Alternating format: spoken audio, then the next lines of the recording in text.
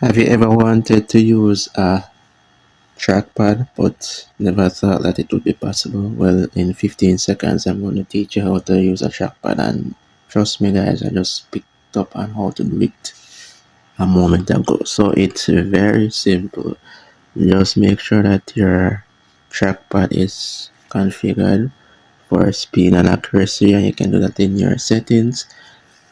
And what you do, you use this button to move the cursor on the screen.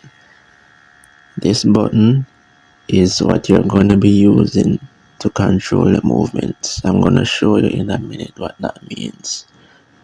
So right now I'm editing a video to upload, and I'm going to show you how I use the trackpad, right? Just give me a moment and you'll see what that looks like. So I'm going to drag it here. Let's go to my screen up here so you can see what I'm doing. Let's turn up the brightness a bit. There we go.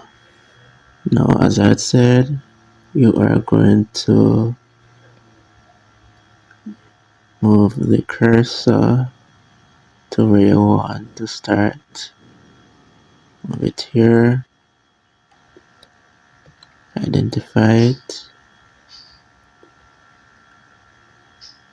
Use the trackpad button like this, and then move it like that. That's the movement. Now, what if you wanted to drag something? You could do this. See that?